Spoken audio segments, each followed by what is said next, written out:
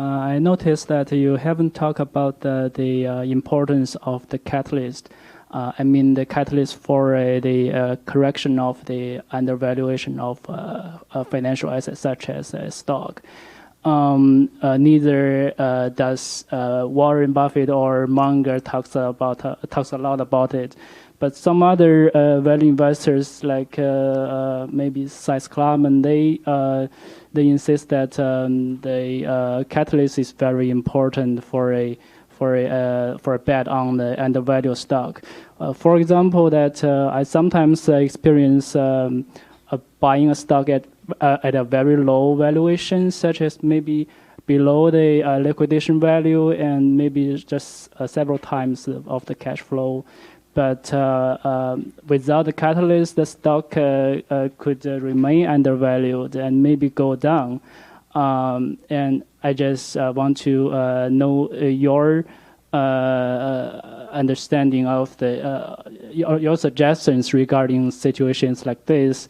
What do you think about the importance of the catalyst? For the most part, you're right. I have ignored the importance of a catalyst. I think catalysts are not required. In most cases, value is its own catalyst.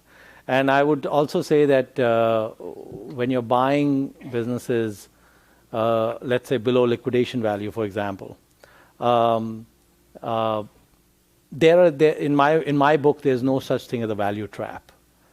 I think there are mistakes in investing, but not value traps. So in the end, everything is fairly valued. And so to the extent that you end up with a less than satisfactory return on an investment, it probably has less to do with whether the catalyst there or not, and more to do with just the nuances of intrinsic value of that business. So I have actually found in many cases that, in fact, the catalyst actually flies in the face of uncertainty. Because if you have a catalyst, you don't have uncertainty. And just the nature of the type of investor I am, I prefer to buy low risk, high uncertainty and let the catalyst work itself out. And it has, for the most part, I would say that, from 94, which is 5 years before I started my fund, till 2013, before fees and all that, it's been a little over 26% a year. And that engine has not needed catalyst. But there's more than one way to skin the cat. And the Seth Klarman format of investing, even though it's value investing, because value investing is a very big tent, is very different from the Buffett method of investing. One simple difference is Baupost has more than 100 investment professionals. And at Berkshire, there's one. You might say 1.5 with Charlie.